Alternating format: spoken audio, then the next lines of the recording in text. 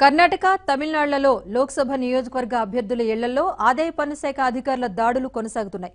కర్ణాటకలోని మాండ్య, హసన్లలో ఐటీ దాడులు కలకలం సృష్టించాయి. ఈ రెండు చోట్ల ఏకకాలంలో దాడులు జరిగాయి.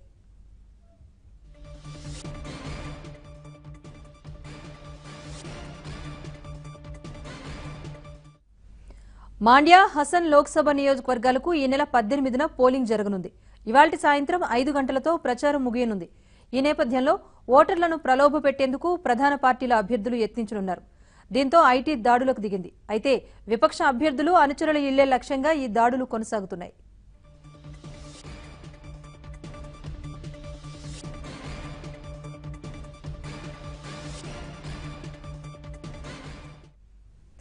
మాండ్యాలో జేడీఎస్ అభ్యర్థిగా సీఎం కుమారస్వామి తనయుడు నిఖిల్ గౌడ బరిలో ఉన్నారు. ఇక్కడి నుంచి ఇండిపెండెంట్ గా బరిలోకి దిగిన సుమలతకు మద్దతిస్తోంది. కాంగ్రెస్, జేడీఎస్ కూటమి అభ్యర్థిని ఎలాగైనా ఓడించాలని లక్ష్యంగా పెట్టుకున్న బీజేపీ అందుకు తగ్గ వ్యూహ ప్రతివ్యూహాలతో దూసుకెళ్తోంది.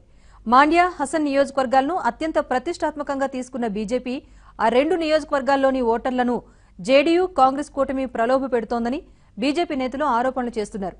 ఈ క్రమంలో నేతల ఇళ్లను విస్తృతంగా జల్లెడ పడుతున్నారు ఐటీ అధికారులు.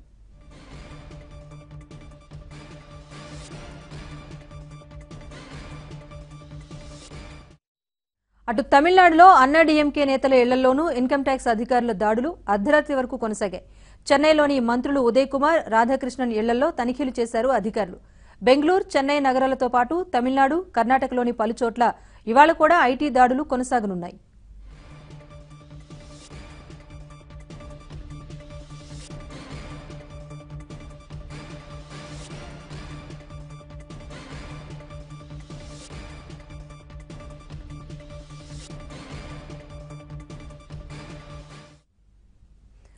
కన్నడ నాట మొదటి విడత ఎన్నికల ప్రచారానికి ఇవాళ్టితో తెరపడనుంది. అక్కడి ప్రభుత్వ ఏర్పాట్లో కీలక పాత్ర పోషించే తెలుగు ఓటర్ల నాడి ఎలా ఉంది? ఏ పార్టీకి పట్టం కట్టాలని వారు అనుకుంటున్నారు? దీనికి సంబంధించిన వివరాలు మా ప్రతినిధి కవిత అందిస్తారు.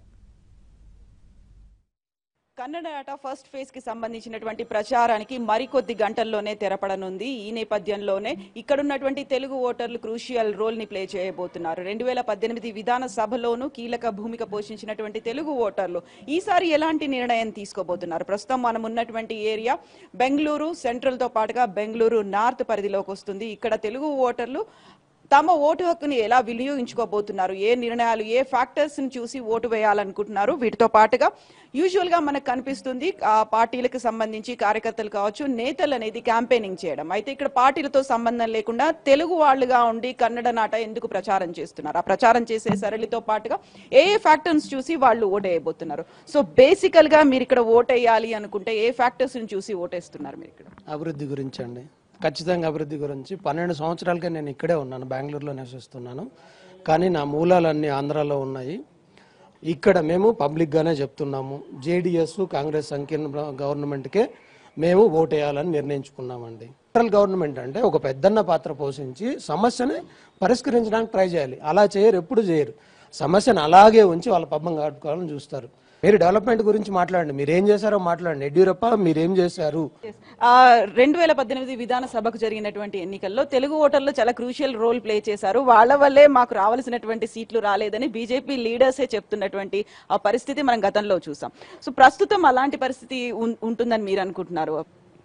2018లో ఏ ప్రజలైతే తీర్పిచ్చారో ఇప్పుడు 2019లో కూడా అదే ప్రజలు తీర్పు ఇవ్వాలి. 2014లో అప్పుడు మోడీ గారు ఇచ్చిన ఆయన ఇచ్చిన హామీలు అవన్నీ ఒక పాజిటివ్ వేవ్ తీసుకొచ్చి ఆ రోజు ఎంతో నమ్మకాన్ని క్రియేట్ చేసింది ఆంధ్రప్రదేశ్లో. ఆ రోజు మాకు గుండెల మీద చేసుకుని మేమందరం పడుకున్నాం, ఓటేసి గెలిపించి మేము ఉన్నాం. మోడీ, అమిత్ షా, బీజేపీ ద్వయం అది ఎలా తయారైందంటే మొత్తం త్రూఅవుట్ ఇండియా బీజేపీనే ఉండాలనే ఉద్దేశంతో ప్రతి ఇయర్ జరిగే ఎలక్షన్స్నే మెయిన్ టార్గెట్గా, మెయిన్ ఫోకస్గా పెట్టుకొని వాళ్ళు ఏ స్టేట్లో అయితే ఎలక్షన్ జరుగుతుందో ఆ స్టేట్కి వెళ్ళడం, ఆ స్టేట్లో ఆ హామీలు ఇవ్వడం చూస్తా అంటే మాకు అప్పుడు రియలైజేషన్ అయిందనమాట. 2014లో ఫస్ట్ అతను హామీ ఇచ్చాడు కాబట్టి. మొన్న బీహార్లో మీకు ఏదో చాక్లెట్లు, బిస్కెట్లు పంచినట్లు మీకు ఇన్ని కోట్లు కావాలా అన్నట్లు అట్లే కర్ణాటక ఎలక్షన్స్ అప్పుడు వాళ్ళకి మెట్రోకి ఇచ్చారు. అదే విశాఖపట్నం మెట్రోకి లక్షలు. అంటే ఆ వ్యత్యాసం అనేది చిన్న చూపు చూడడము, ఎన్నికల్ని ఏదో వాళ్ళ ఒక గెలవడమే వాళ్ళ లక్ష్యంగా పెట్టుకొని వాళ్ళు చేశారనమాట. కానీ ప్రజలు సరిగ్గా వాళ్ళకి ఎటువంటి సమాధానం ఇవ్వాలో అదే సమాధానం ఇస్తున్నారు. అది ఖచ్చితంగా ఇది గుణపాఠం అవుతుంది. ఆ ప్రజలు అనే వాళ్ళు ఎక్కడైనా కామనే, అది ఆంధ్రప్రదేశ్ కావచ్చు, మొత్తం భారతదేశమైనా కావచ్చు. సో మనం ఎటువంటి నిర్ణయం అయితే 2018లో అసెంబ్లీకి ఇచ్చామో అదే నిర్ణయాన్ని ఒక తెలుగువాడిగా కర్ణాటక నుండి ఇస్తున్నాము. ఇటువంటి నిర్ణయమే మొత్తం భారతదేశం మొత్తం కూడా వెలువడుతుంది. ఇప్పుడు కర్ణాటకకి సంబంధించి ఒకవైపు ప్రధాని నరేంద్ర మోదీ వచ్చారు, మరోవైపు రాహుల్ గాంధీ కూడా వచ్చి ప్రచారం చేశారు, నిన్న చంద్రబాబు నాయుడు కూడా వచ్చి ప్రచారం చేశారు. ఎలా ఉంది ఈ ప్రచారాలు అనేవి? 2018 ఎలక్షన్స్ ముందు కూడా ఇలానే తెలుగు వాళ్ళంతా ఎట్లా ఓటేయాలి, ఎలా ఓటేయాలి అని ఆలోచిస్తున్న సమయంలో మనకి మోడీ చేసిన యొక్క మోసాన్ని మనం పసిగట్టి 2018లో మనం ఒక విలక్షణమైన తీర్పు ఇవ్వడం జరిగింది. అది ఏంటంటే బ్రదర్ చెప్పినట్టు కోలార్ దగ్గర నుంచి గుల్బర్గా దాకా ఉన్న తెలుగు బెల్ట్లో మొత్తం 54 సీట్లలో దర్దాపుల్లో 38-39 సీట్లలో కాంగ్రెస్ గెలవడం జరిగింది.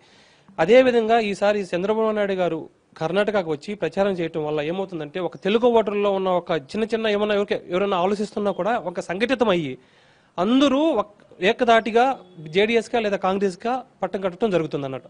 తెలుగు వాళ్ళు, ఈ కర్ణాటకలో ఉండే తెలుగు వాళ్ళు దయచేసి మీ యొక్క అమూల్యమైన ఓటుని కాంగ్రెస్ జేడీఎస్ కూటమికి వేసి బీజేపీని భూస్థాపితం చేయగలరని మనస్ఫూర్తిగా కోరుకుంటూ మిమ్మల్ని అందరినీ ప్రార్థిస్తున్నాం. ఇప్పుడు కర్ణాటకకి సంబంధించి బెంగళూరు అనేది ఒక స్మార్ట్ సిటీ, మెట్రో సిటీ. ఇక్కడ నాట్ ఓన్లీ తెలుగు వాళ్ళు, ప్రతి రాష్ట్రం నుంచి వచ్చినటువంటి తెలుగు ప్రజలందరూ అన్ని భాషల వాళ్ళు ఇక్కడ ఉన్నప్పటికీ ఎందుకు పర్టికులర్ గా ఫోకస్ అనేది తెలుగు వాళ్ళ మీదే కనిపిస్తుంది? ఆంధ్రప్రదేశ్ కి ఇచ్చిన విభజన హామీల్లో చాలా వరకు వాళ్ళు నెరవేర్చలేదండి. ఆంధ్రప్రదేశ్కి ఇవ్వడానికి రక్షణ నిధులు ఇవ్వాలా అంటూ గేలు చేశారు. అదే రక్షణ నిధులు తీసుకెళ్లి అప్పనంగా అనిల్ అంబానీకి అప్పచెప్పడం కోసం సొంత సంస్థ అయినటువంటి హాల్కి కూడా, ఇది మా బెంగళూరులో ఉన్నటువంటి హాల్ సంస్థకి ఇచ్చేస్తూ అన్యాయం చేస్తూ వీళ్ళకి గవర్నమెంట్ సంస్థ అయినా సరే వీళ్ళ ఉద్యోగాలు పోతాయి కదా. ఇప్పుడు ఇలాంటి పెద్ద కాంట్రాక్ట్స్ వీళ్ళకి మెయింటెనెన్స్ అయిపోతే ఇక్కడ ఉన్న వాళ్ళందరూ ఎంతో బాధపడ్డారు. ఈవెన్ రాహుల్ గాంధీ గారు కూడా వచ్చి ఒకసారి ఇక్కడ ఒకరోజు ఇక్కడ ఈసారి మేము వస్తే మీ హాల్ సంస్థకి అంటే రాఫెల్ లాంటి సంస్థలు కానీ ఏదన్నా గవర్నమెంట్ కానీ డీల్ చేస్తే కంపల్సరీగా హాల్కి ఇస్తామని కూడా చెప్పడం జరిగింది. ఒక తెలుగు వాళ్ళే కాదండి, ఈవెన్ తమిళ వాళ్ళే కానండి, కానీ కేరళ వాళ్ళు కానీ అందరూ కూడా, మలయాళీస్ కానీ అందరూ కూడా మోడీ అంటే వ్యతిరేకత అనేది ఉందండి. చంద్రబాబు నాయుడే మాకు అభివృద్ధికి కారకుడు, విజన్ ఉన్న నాయకుడు. అందుకనే మా తెలుగు వాళ్ళందరూ మోడీని మట్టిలో కలపటానికి నిర్ణయించుకున్నాము. నమ్మో అంటేనే నమ్మించి మోసం చేయటం, ఆయన డిఎన్ఏలోనే ఉంది నమ్మించి మోసం చేయటం. బాధ్యతాయుతమైనటువంటి వ్యక్తులుగా తాము ఓటు హక్కుని ఒక బాధ్యతతో హక్కుని వినియోగించుకోబోతున్నాము, వ్యవస్థను బాగు చేయడమే ఉద్దేశంగా తమ ఓటు హక్కును వినియోగించుకోబోతానని చెప్తున్నారు ఇక్కడ ఉన్నటువంటి తెలుగు ఓటర్లు. కెమెరా పర్సన్ శ్రీకాంత్తో కలిసి కవిత, ABN ఆంధ్రజ్యోతి కోసం బెంగళూరు నుంచి.